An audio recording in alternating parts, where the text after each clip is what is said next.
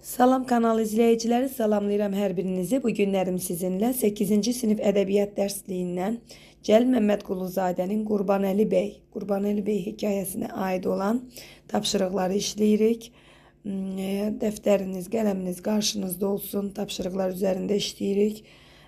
Deməli, ilk önce təbii ki lazımdır ki hekayəni oxuyasınız. Mütləq hekayədən xəbəriniz olsun. Hekayəni oxuyun. Oxumaqda çətinlik çəkənlər, səbri tükənən şagirdlərimiz var. Deyirsiniz, ay uzundur, oxumaq istəmirik. Bax, ondan ötürü mən sizin üçün oxumuşam hekayəni, təhlil etmişəm. Sonra ikinci bir hissədə kənarındakı sualların cavablarını hamısını bir-bir sizə izahını vermişəm. Yazırsınız Cəlil Məmmədquluzadə, Qurbanəli Bəy 8-ci sinif dərsliyi. Sual cavab başlığı altında sualların cavablarının izah etmişəm sizə, sualları izahını vermişəm sizə. İndi isə başlayırıq 3-cü dərs kimi bizdə. Yəni verəcəm sizə. Burada 1-ci dərs gedir. Deməli 3-cü mövzuda artıq Qurbanəli Bəy haqqında çəkirəm. Burada da dərslər, tapşırıqlar üzərində işləyirik. İlk öncə ama sizdən xahiş eləyəcəm ki, kanala abunə olmağı, paylaşmağı, əgər videolarımızı bəyənirsinizsə, davamlı gəlməyini istəyirsinizsə, təbii ki, bəyənməyi yaddan çıxartmayın. Mütləq kanala abunə olmadan baxan şagirdlərimiz çoxdur. Xahiş edirəm ki, kanala abunə olasınız. Videolarımız davamlı gəlir, istəklərinizə uyğun şəkildə videolar çəkirəm. Başlayalım. Məzmun üzrə iş. Yenə deyirəm, kim ki əsəri, hekayəni oxumayıbdı, qulaq asmayıbdı, hekayədən xəbərsizdir, təbii ki, onun üçün tapşırıqlar deməli darıxdırıcı, can sıxıcı gəlir. Amma tövsiyə edərdim ki, tapşırıqlara diqqətlə qulaq asasınız, izahlara diqqətlə qulaq asasınız ki, dərinliyinə qədər əsəri biləsiniz. Çünki yuxarı siniflərdə də bu əsər sizə düşəcək. Bu, yəni blok imtahanına, müəllimlərin işə qəbuluna düşə biləcək əsərlərdəndir. Başlayırıq. Birinci dərs. Birinci dərs məzmun üzrə iş verib bizə. Nə deyir birinci dərsdə məzmun üzrə işdə? Deyir, ilk 5 parçanın oxusunu fərqli formada həyata keçirə bilərsiniz. Proqnozlaşdırılmış oxunu seçsəniz, hər parçanın oxusundan sonra parta yoldaşlarınızla birlikdə aşağıdakı cədvələ qeydlər aparın. Deməli, biz əsərin oxusunu həyata keçirib, onu 5 hissəyə ayıracaq. 5 hissəni fərqli formada həyata keçirə bilərsiniz. Gəlin biz öz proqnozlaşdırılmış oxumuzu seçək və özümüz görək bunu necə eləyərdik. Birinci hissəyə nə ad verə bilərik? Təbii ki, birinci hissədirsə, birinci hissəni biz giriş hissə adlandıra bilərik. Birinci hissə yazdınızmı? Bu cədvəl dəftərdə çəkə bilərsiniz. Dəftəri deməli düz yox, şaquli vəziyyətdə qoyun. Bu sxemi orada çəkin və orada əsərin hissələri ümumiyyətlə çəkməsəniz də olar bu şəkildə.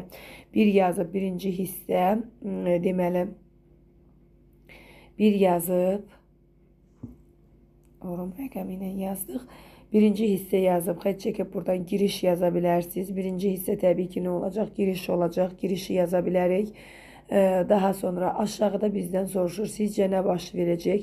Sizcə nə baş verəcəyi yaşıl qələmlə, səliqə ilə yaza bilərsiniz buradan və sualı cavablandıra bilərsiniz. Sizcə nə baş verəcək? Burada fikirləşirik ki, giriş hissədə nə baş verər? Əsərdəki əsas obrazlar göstəriləcək. Fikirləşirəm ki, əsərdə əsas obrazlar göstəriləcək. Yəni Qurbanəli bəy obrazı veriləcək. Əsas obraz cavab kimi veririk. Sizcə nə baş verəcək? Əsərdəki əsas obrazlar göstəriləcək. Qurbanəli bəy obrazı haqqında danışılacaq. Sonra nə üçün belə düşünürsünüz? Alt-alta bu şəkildə sual-cavab şəklində yazın. Nə üçün belə düşünürsünüz? Düşünürəm ki, deməli, çünki əsərlər adətən baş obraz haqqında girişlə başlayır. Ona görə bu şəkildə düşünürəm. Baş obraz haqqında girişlə başlayır əsərlər. Ona görə bu şəkildə düşünürəm. Nə baş verdi hissəsini yenə sualı yazırsınız. Aşağıdan cavabını yazın. Nə baş verdi, hadisələr necə davam etdi hissəsində isə əslində isə mən düşündüyüm kimi olmadı. Əsər Pristavın arvadının ad qoyma günü ilə başlayır. Pristavın arvadının ad qoyma günü ilə başlayır və bu ad qoyma gününə hazırlıqları ilə başlayır və əsər ilə bu şəkildə də ad qoyma gününə hazırlıqlarla da davam edir. Qonaq qarşılama mərasimi ilə də davam edir. Bu şəkildə yazırsınız. Daha sonra keçirik ikinci hissəyə. İkinci hissə. İkinci hissəyə nə ad verə bilərik? İkinci hissə. İkinci hissəyə ad verə bilərik ki, əsas tanışlıq.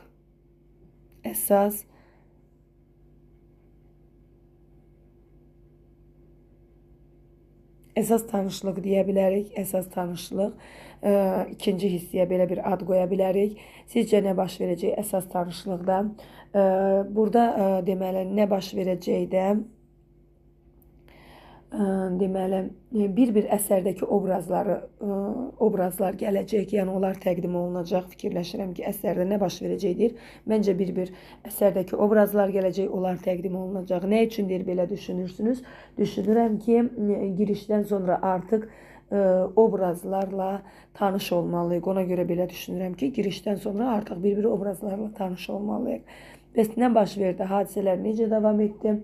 İlk öncə bir neçə deməli epizodik obrazla tanış oluruq.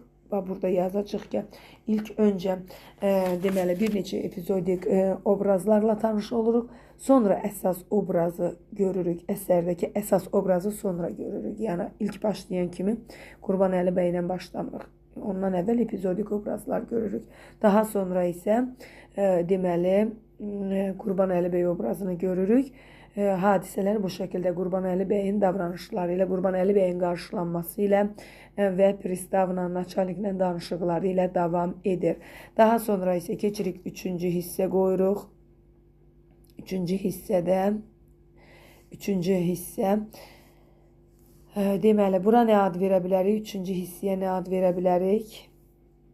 Üçüncü hissəyə nə ad verə bilərik? Verə bilərik ki, səfeh davranışlar.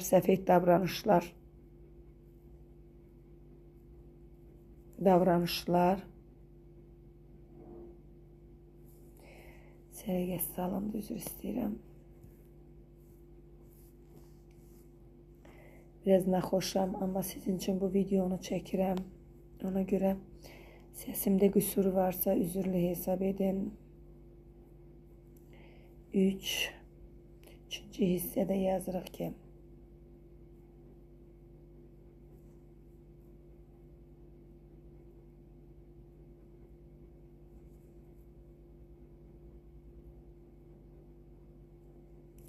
üçüncü hissədə yazırıq səfeh davranışlar. Yəni Qurbanəli bəyin səfeh davranışları nəzərdə tutulur. Yenə burada bizdən soruşur ki, yenə sizcə nə baş verəcək? Bu hissədə, üçüncü hissədə yazırıq ki, deməli, Qurbanəli bəyin səfeh, nadan, simasız, yaltaq davranışlarını nümayiş edəcəyik elə düşünürəm. Deyir, niyə belə düşünürsünüz? Niyə bu şəkildə düşünürsünüz? Çünki artıq deməli əsas hissədəyik və onun necə birisi olduğunu davranışları əsasında görməliyik. Ona görə bu şəkildə düşünürəm. Davranışları əsasında onun necə birisi olduğunu görməliyik. Burada nə baş verdi? Necə təsvir edirdimsə elə də oldu. Yəni səfeh, simasız davranışlarını nümayiş etdirdi. Hadisələr bu civarla da öz axarında davam edir. Öz civarında bu şəkildə davam edir. Dördüncü hissə kimi ad verə bilərik. Deməli, gülünc vəziyyəti, əsas obrazın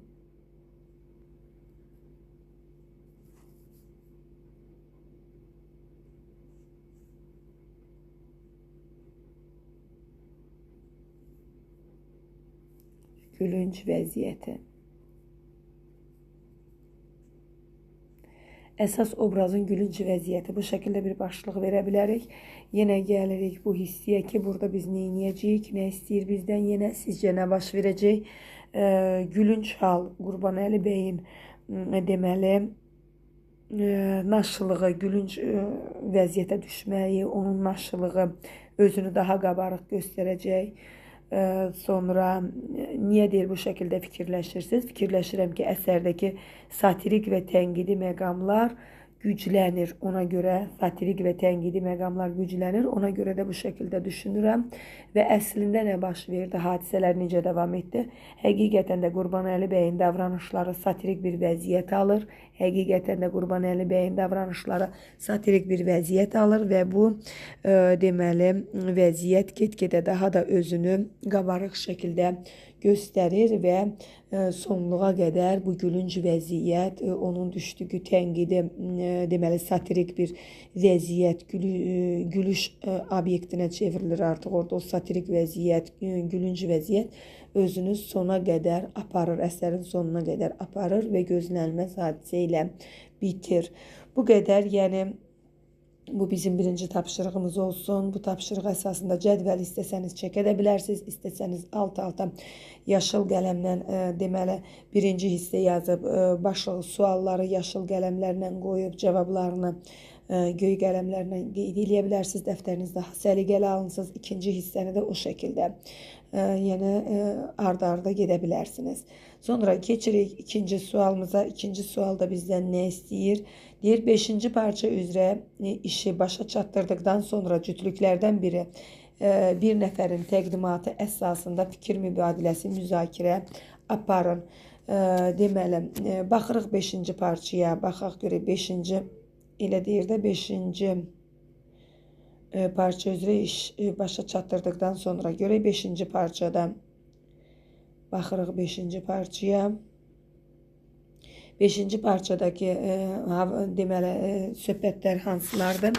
Yəni burada artıq deməli Qurbanəli bəy hava qaraldıqdan sonra pristavın otaqlarında çıraqları yandırırdılar və qonaqlar məşğul olurdular, kart oynamağa başlayırdılar, əyləncəli vaxt keçirdirdilər və Qurbanəli bəy də artıq burada içibdi və naçalnik deməli stəkanı xanımın stəkanına vurur, çaxır tökülür və bu hissələr olur. Mikhail Pavloviç olur burada, onun yəni onların adları çəkilir. Qurbanəli bəyin yəni düşdüyü o vəziyyətin daha da qabarılmış hissəsi göstərilir. Naçalnikin stəkanı öz fincanını və qonşuların stəkanlarını doldurub üzünü naçalnika tutur və deyir ki, mən özümü borclu hesab edirəm ki, sizdən razılıq eləməyə ki, bu uzun yolu zəhmət çəkib buraya deyir, sərəfraz buyurubsunuz. Sərəfraz, yəni səfər etmişsiniz bu şəkildə. Bunları yəni artıq başlayır yaltaqlanmağa ağalar və xanımlar. Məlumdur ki, bir daha düşmən istəyə bizim üstümüzə hücum çəkə, bizi saxlayan qonşularımız olacaq. Nikolay Vasilyeviçin adını çəkir, onun xanımını Anna Ivanovanın adını çəkir və onlara neynir? Burada yaltaqlanır və bu çaxırı çəkdi yenə başına, çaxırı axıra qədər içir. Deməli, burada hər obrazın sağlığına içdiyi bir verilən səhnədir. 5-ci bölmə. Buna aid bizdən nə istəyir? Buna aiddir müzakirələr, təqdimatlar aparın, fikir mübadiləsi aparın. Siz burada suallar verə bilərsiniz. Suallar verə bilərsiniz ki, ilk növbədə Qurbanəli bəyin özünü bu şəkildə aparmasına səbəb nə idi? Bax, belə bir sual verə bilərsiniz. Fikir mübadiləsi necə gedir? Təbii ki, suallar əsasında, müzakirələr əsasında ilk öncə belə bir sual verə bilərsiniz ki, yəni Qurbanəli bəyin özünü bu cür gülünc vəziyyətdə aparmasına səbəb nə idi? Bu birinci sualımız olsun. Təbii ki, nə idi? Onun xaraktersiz bir insan olması idi. Onun yaltaq bir insan olması idi. Onun simasız bir insan olması idi. Daha sonra sual verə bilərsiniz ki, deməli, Mikhail Pavloviçə Anna deməli onun xanımı kim idi onun? Anna Ivanovnaya, Nikolay Vasilyeviçə Anna Ivanovnanın sağlığına içir. Sağlığına içərkən onlara nə arzuluyur? Bu şəkildə suallar verə bilərsiniz. Nəyə görə hamısının sağlığına tək-tək içir? Belə bir sual verə bilərsiniz. Sonra deyir ki, orada Tulanı bağışlayır ona kimsə, o haqda bir sual salır, onu necə xatırlayır, bax onu yada sala bilərsiniz. Sonra Mikhail Pavloviçə nə deyir? Bax, onları yada sala bilərsiniz. Mikhail Pavloviçə nə deyir? Deyir ki, sizdən əvvəl də deyir bir pristav var idi, deyir. Bax, onu danışır ki, sizdən əvvəl də deyir, mənə bir tula bağışlamışdı. Görürsünüz, mənə bir tula bağışlamışdı.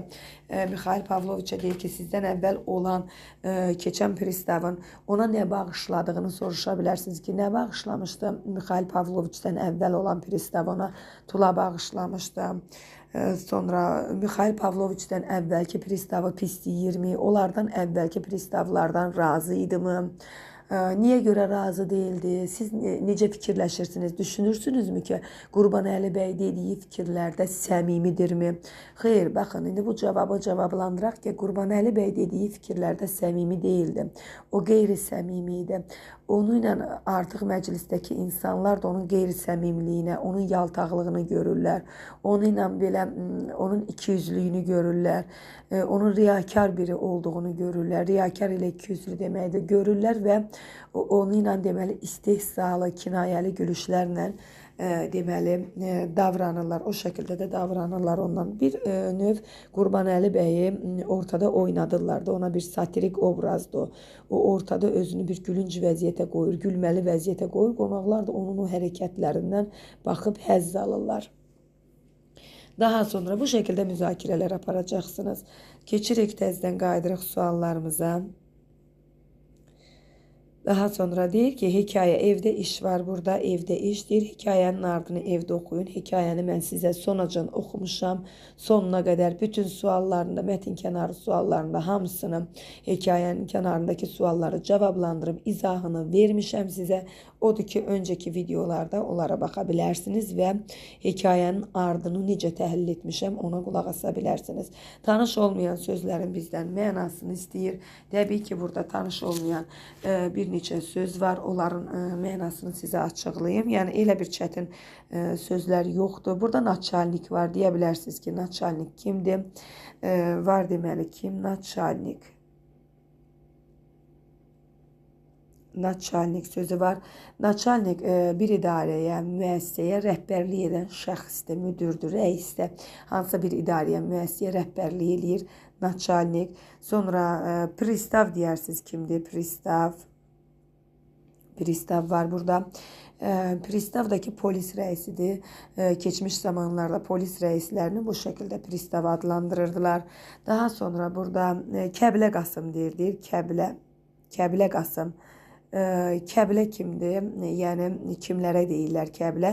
Kərbəlayını gedib görüb gələn insanlara, Kərbəlayıya gedib gələnləri, Kərbəlayı olanlara, hacı olanlar deyir ki, o şəkildə də Kərbəlayı olanlar var. Kərbəlayıya gedirlər, gəlirlər və Kərbəlayı olurlar. Onlara da Kərbəlayıdır və qısa şəkildə Kəbilə deyirdilər. Kəbilə Qasım. Sonra orada Axur var. Axur nə deməkdir? Deyir, girir Axurda gizlənir. Axurdakı heyvanlara yem tökülən yerdir, taxtadan düzəldirlər. Heyvanlar üçün yem tökülür ki, orada yesinlər, yəni ətrafa dağıtmasınlar. Heyvanlar başlarını salıb o axurdan yem yeyirlər. Sonra orada bir qətrə sözü də var. Bir qətrə nə deməkdir? Yəni bir tikə. Bu şəkildə gedir. Bir qətrə, bir tikə deməkdir.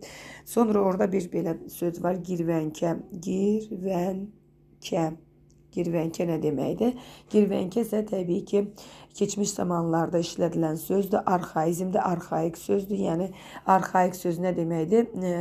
Köhnəlmiş sözlər sırasındadır. Girvənkə köhnəlmiş sözdür. İndi o söz işlənmir. 400 qrama bərabər olan ölçü vahididir. 400 qrama bərabər olan bir ölçü vahididir girvənkə. Bu sözlər verilib burada bizə. Daha sonra fikirləşmirəm, burada başa düşmədiyiniz hansısa bir söz olsun. Bu sözlərin də izahını verdim sizə. Keçirik dərs 2, məzmun üzrə iş. Dərs 2-yə keçirik və məzmun üzrə iş. Nə istəyir burada bizdən? Deyir, evdə oxuduğunuz parçaları bir daha nəzərdən keçirin. Mətnə bağlı suallara parta yoldaşlarınızla birlikdə cavab hazırlayın. Bu sualların hamısına sizə yenə deyirəm. Yəvəfif Cəlil Məmmədquluzadə 8-ci sinif ədəbiyyat dərsliyi Qurbanəli bəy hekayəsi sual-cavab yazacaqsınız. O başlıq altında bütün suallar və cavabların izahları, onların müzakirələri hamısını bundan öncəki videoda yerləşdirmişəm. Kanalımızda var və girib oradan izləyə bilərsiniz. Daha sonra isə sual-cavab başlığı altında. Sonra kiçik qruplarla fikir mübadiləsi apardıqdan sonra təqdimatlar əsasında müzakirə edin. Təqdimatlar əsasında müzakirə eləyəcəyik. Burada yəni fikir mübadiləsi apardıqdan sonra necə təqdimat eləyə bilərik? Burada görürük ki, deməli, ilk öncə xanımın ad qoyma günü olur. Ad qoyma gününə qarma-qarışıqlıqdır həyətdə. Nə baş verir? Görürük ki, hərə bir tərəfə qaçır. Bir xanım çıxır, deyir zəfəran da alın, yumurta istəyirlər. Sonra hamı bir tərəfdə deməli işlə məşğuldur. Hətta kənd cəmaatı belə çöldə işləmək üçün, tarlada işləmək üçün göndərilməyibdi. Hamı səfərbər olunub ki, pristavın xanımın ad gününü və naçalniklər, digər kəndin pristavları gələcək xanımları ilə. Bu şəkildə təqdimatlar veririk ki, yəni bu təqdimatı müzakirə edirik ki, niyə görə bu qədər qarma-qarışıqlıq idi həyətdə? Niyə görə bir ad qoyma gününü bu dərəcədə təmtəraqla keçirdirdilər? Əslində qonaqların gəlişi deyə bilərsiniz, bu müzakirə əsasındakı qonaqların gəlişi məndə bir deməli süni bir təmtəraq içində olmaları təəssüratını yaradır. Çünki onların gəlişləri də süni idi. Bu qonaqların bir-biri ilə salamlaşması, təbrikləri, onlar da süni bir təmtəraq içində çatdırılır. Bu təəssürat yaranır məndə. Çünki bəy qonaqları, deyək ki, burada deməli Qurbanəli bəy də gəlir, qoşulur onlara. Qurbanəli bəyin o qonaqlarla ortam tərzi heç cürə uyğun gəlmir. Onların dünya görüşləri tutmur. Sonra yəni Qurbanəli bəy əgər qapısında belə bir şey olmuş olsaydı, qonaqlıq olmuş olsaydı, Qurbanəli bəy təbii ki, bunun qarşısında aciz qala bilərdi. Belə bir sual verə bilərsiniz ki, əgər bu qonaqları Qurbanəli bəy qarşılamış olsaydı, necə olardı? Onun həyətində olmuş olsaydı, təbii ki, deməli bəy qonaqları qarşılamış olsaydı bunun qarşısında çox aciz qalardı. O özünü deməli Qurbanəli bəy ümumiyyətlə özünü varlı, nüfuzlu göstərməyə çalışsa da əslində necə biridir? O əslində deməli özünü itirmiş, intizamsız bir ev sahibidir. O şəkildə bir görkəm verir bizə və deməli burada da qonaqlarla bərabər özünü gülünc vəziyyətə qoyur və gülünc vəziyyətə qoymasının səbəbi nə idi? Çünki onun dünya görüşü, o pristavın, naçalnikin dünya görüşü səviyyəsində deyildi. O öz xanımına qiymət verə bilmir evin içində, amma pristavın xanımına nə deyir? Deyir ki, canım qurban olsun sizə. Sonra görürsünüz, yəni xanıma yaltaqlanır, sonra özünü çıxılmaz vəziyyətdə qoymasın deyə o balaca rumkalarda içmir. Deyir ki, bu nədir? Buna bizdə üskük deyirlər. Üskük də bax, yadınıza salın, onu da deyəcəm indi üskük deyirlər. Yəni deməli mənə böyük bir stəkan lazım. Böyük stəkanda içir o arağı. Yəni özünü sındırmamaq üçün böyük stəkanda içir. Bu da bir gülüş obyekti yaradır. Sonra burada mənası verilən sözlər sırasında bir sözdə sizə deyim ki, üskük. Üskük nə idi? Yəni qadınlar barmaqlarına keçirdirdilər. Oymaq da deyirlər ona. İynə tikəndə, tikiş tikəndə barmaqlarına iynə batmasın deyə. Daha sonra bu şəkildə belə bir fikir mübadiləsi apara bilərsiniz və əsərin sonunda Qurbanəli bəyin o vəziyyətə düşməsi gözləyirdinizmi deyə belə bir sual verə bilərsiniz. Xeyr, gözləmirdim. Ən azından fikirləşirdim ki, Qurbanəli bəy o qonaqları qarşılayacaq və dediyi sözün yadında qalmadığını heç olmasa çatdıra bilərdi, deyə bilərdi ki, düzdür sizə söz vermişəm, çox içkili olmuşam, bunu hiss etməmişəm, yadımda saxlamamışam, amma yenə də qapısını açardı, xoş gəlmisiniz deyərdi. Bunu edə bilmir, çünki xaraktersiz, simasız bir insandır, yenə deyirəm, acizdir, qorxaqdır. Odur ki, qonaqlardan qorxur, qaçır, axurda gizlənir. Yenə verdiyi söz yadında qalmır ki, o deməli pristava, naçalnikə at barədə danışıbdı ki, mənim yaxşı atlarım var, onlar keçib ata baxa bilərlər. Bunu da düşünmür, elə oturmuşdun da otağında, oturaydın elə otağında, durub, onlar çıxıb otağa baxmayacaqdılar ki, sən yataq otağına. Yəni, o durub gəlib orada gizlənməyi belə təbii ki, gözlənilməz bir hadisə idi və orada naçalnikin, ilk öncə naçalnik görür, yadınızda qalsın, naçalnikin onu görməsi təbii ki, bütün bunların hamısı gülünc vəziyyət yaradır və əsər novella ilə bitir. Novella nədir? novella.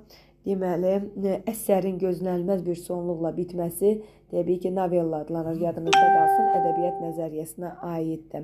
Əsərin deməli, gözlənilməz bir sonluqla bitməsidir novella. Daha sonra keçirik növbəti sualımıza. Deyir, bilik və bacarıqlarınızı tətbiq edin. Əsərin hekayə janrında olduğunu əsaslandırın. Hekayə janrında olduğunu necə əsaslandırarıq?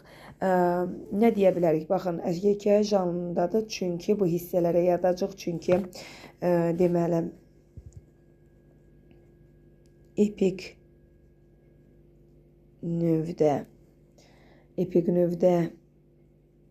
növdədir, həcmcə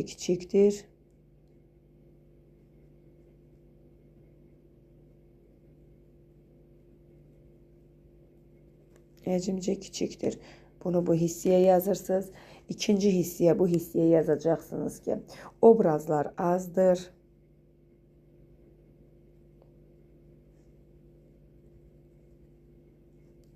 Üçüncü hissəyə yazacaqsınız ki, deməli, hekayəyə aid olan deməli, fikirləri yazırıq da, hekayə nə deməkdir, onu yazırıq. Sadəcə bizə Qurbanəli bəy hekayədir, bunu əsaslandırın deməklə nə istəyir? Yəni, hekayə janrına aid olan üslubları yazırıq. Bir də ki, hekayə necə inkişaf edir?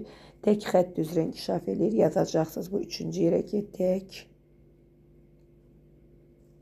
xətt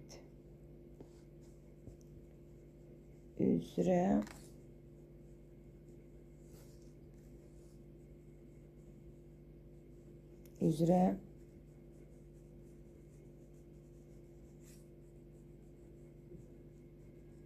tək xətt üzrə inkişaf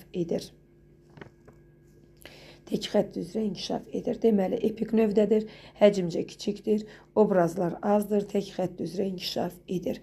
Bu şəkildə deməli qeyd edirik hekayə janrına aid olanları. Hekayə nədir? Ümumiyyətlə hekayə yadınızda qalsın ki, kiçik həcmli olur.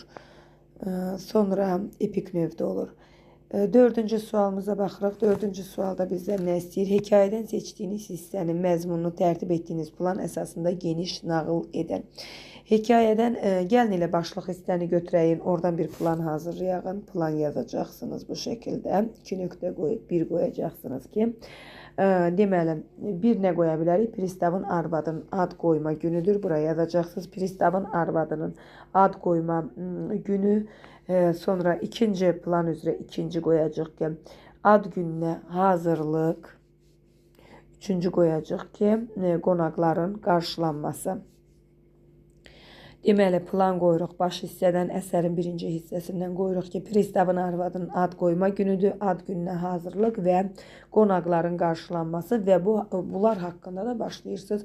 Geniş bir şəkildə, əgər müəllim desə ki, məzmunun danışın, həmən plan əsasında danışacaqsınız ki, pristavın arvadının ad qoyma günü nə olur, necə idi? Deməli, kənddə belə bir gün idi, insanları tarlaya, çölə işləməyə belə göndərməmişlər, hamı səfərbar olmuşdu.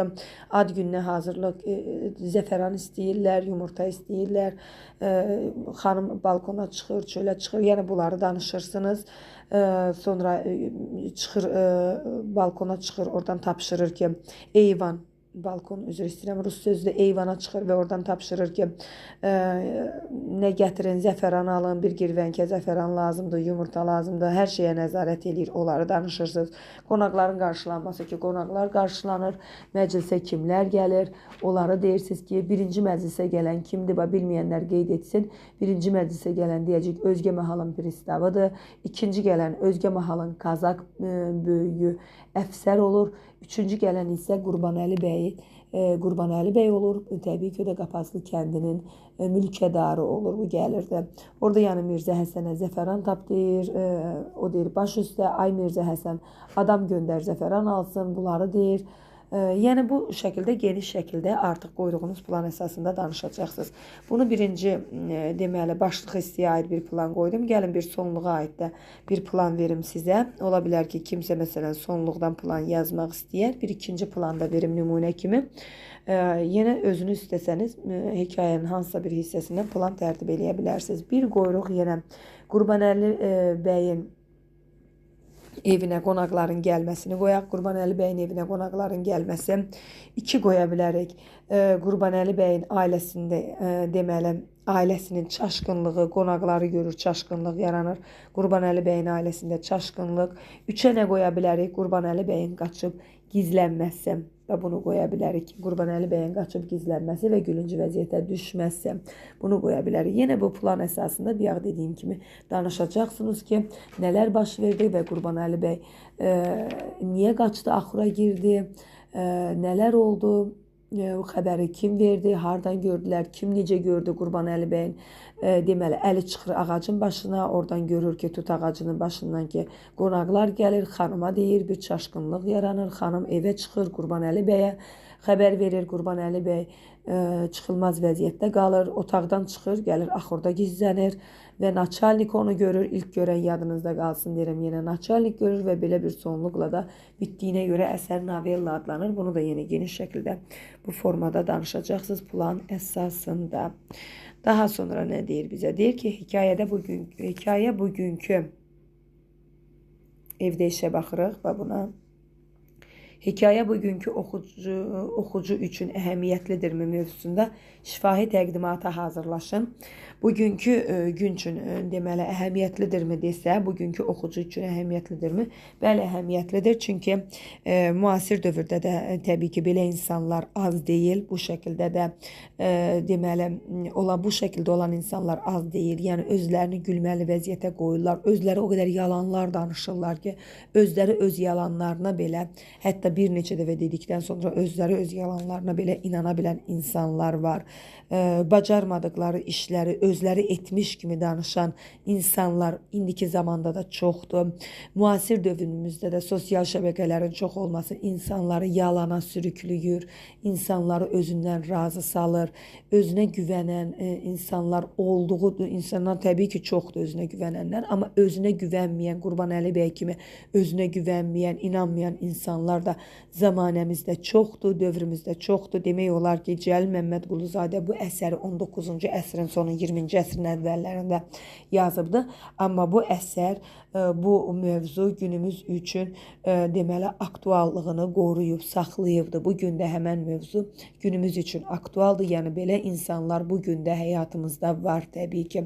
Ağız dolusu danışır, qonaqlar çağırır, ay belə eləyərəm, ay nə bilim, səni belə qarşılayaram, nə eləyərəm, səhəri gün amma görsən ki, gedib evinin qapısını bağlı görə biləcəyin insanlar var. O evinin işığını söndürüb, yəni qonağını qarşılaya bilməyən insanlar təəssüf ki, bu günümüzdə də var. Əgər bunu edə bilməyəcəksənsə, bu şəkildə deməli yalanlar deməyə təbii ki, ehtiyac yoxdur. Bu ehtiyacı etməyə ehtiyac yoxdur ki, belə yalanlar danışasan. Yəni insan bir şey fikirləşməlidir.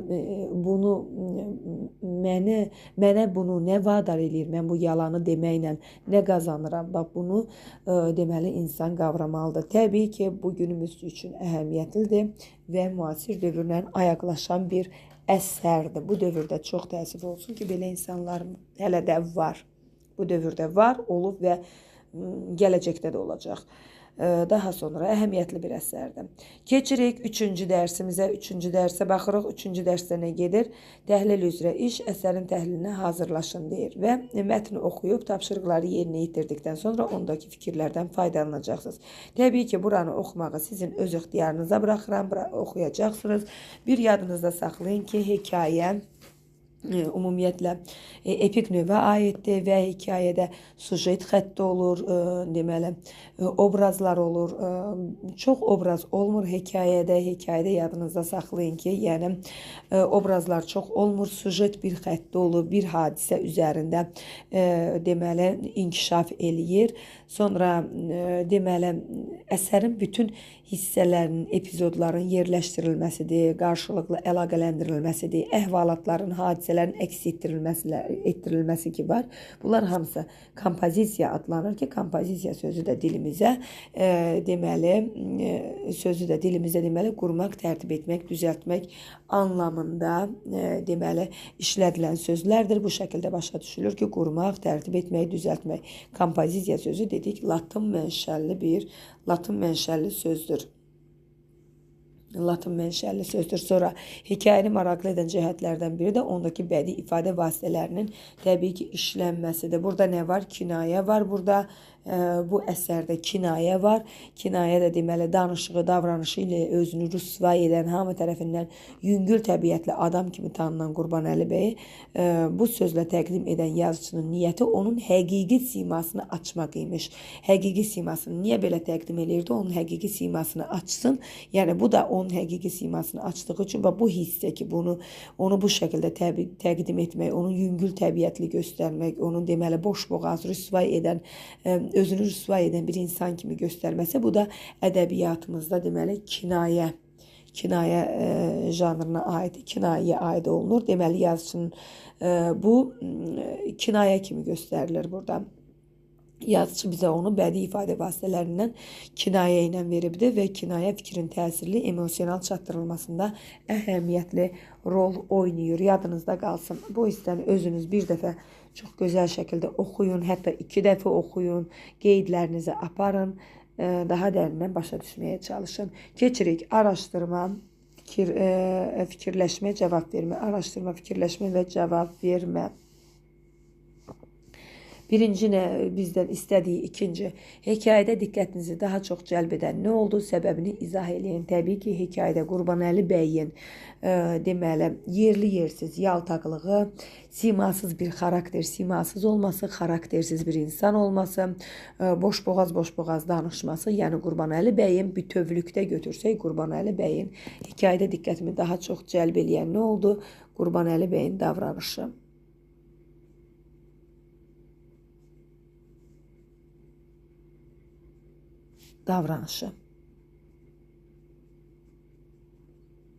Davranışı, bunun səbəbini izah eləyin. Çünki orada deməli müəllif onun o hər kəsə yaltaqlanmasını, orada vulqarizm sözlərdən istifadə eləyir, sonra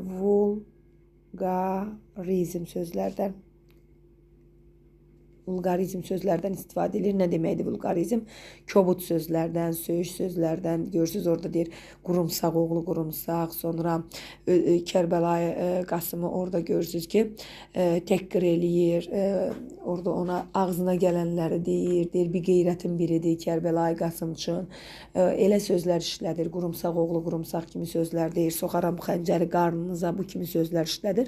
Bunlar təbii ki vulqarizm kimi gedir və səbəbi də odur ki, həddindən artıq deməli müəllif Qurbanəli bəyin davranışını qabarıq şəkildə vermişdi.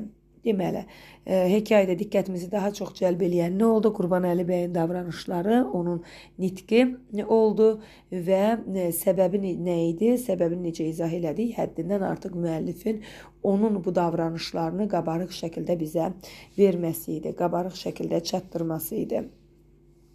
Daha sonra baxırıq, 3-cü sualımıza baxırıq. 3-cü sualda deyir ki, Qurbanəli bəyin xarakterindəki başlıca cəhətlər hansılardır? Onun nitqində davranış və əməllərinə əsaslanmaqla fikrinizi əsaslandırın.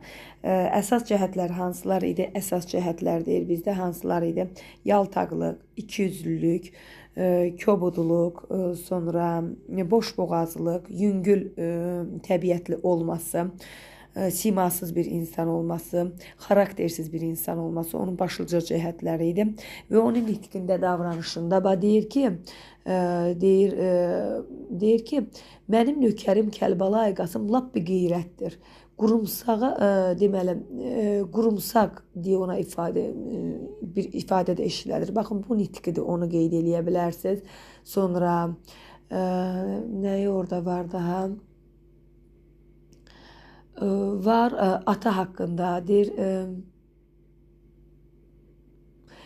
at haqqında deyir yenə pristava, deyir ki atını istəyir, deyir atını görmək istəyir. O da deyir ki qonaq sonra atını istəyir, deyir gəlib, yəni mənim atım kimi bir at olsa, orada bir belə cümlə işlədir ki, mənim atım kimi at yoxdur da, deyir bu kənddə, məhəllədə. Yəni mənim atım kimi at olsa deyir, mən adımı dəyişərəm deyir. Nəsə belə bir başlıq işlədir orada. Sonra bir də deyir ki, qonaqları çağırır. Deyir sizə qonaq gəlin mənə. Deyir əgər qonaq gəlməsəniz, mən sizə qonaqlıq verməsəm lap qurumsağam. Özünü də hətta orada təhqir eləyir ki, lap qurumsağam deyir. Sonra nitqində işlədir, gəlir hər qapıya çatanda, qapısına çatanda, hər qapını açana Əliyə, sonra orada deməli onun nökərləri var, onlara Gülpəri var, ona Aşpaz Əliyə hamısına nə deyir? Deyir ki, bu xəncəri soxaram sənin qarnına, belə bir cümlələr işlədir. Sonra keçirik 4-cü suala. 4-cü sualda deyir, qonaqlıqda iştirak edənlər, çar məmurları və onların xanımları Qurbanəli bəyə necə münasibət bəsləyirlər? Sizcə yazıçı ona necə münasibət bəsləyir? Fikirlərinizi nümunələrlə əsaslandırın. Qonaqlar ona istehza ilə baxırlar və onu təbii ki kinayəli gülüşlərlə araya qoyurlar, onu doluyurlar bu şəkildə. Və müvafiq cəhətdən deyir, necə cədvəldən istifadə edin. Cədvəldən istifadə edib, təbii ki, qonaqların adlarını yazıb və həmən adlarla onun, hər kəsin ona necə davrandığını, yanaşdığını göstərə bilərik bu şəkildə. Sonra mən videomu burada sonlandırmaq məcburiyyətindəyəm. Çünki videoya qoyulan limit dəqiqən bitir. Və bu videonun davamını kanalda yenidən baxın sizə buradan aşağı araşdırma, fikirləşin, cavab verin. Mən sizin üçün növbəti videoda yenidən çəkəcəm. Mənim limit dəqiqən bitdiyi üçün mən bunu burada sonlandırmaq məcburiyyətindəyəm. Əgər videomuzu bəyənirsinizsə, xoşunuza gəldisə, təbii ki, sizdən bəyənləri gözləyirəm. Bəyənin və fikirlərinizi mütləq yorumlarda qeyd edin. Sağ olun, növbəti videoda görüşərik.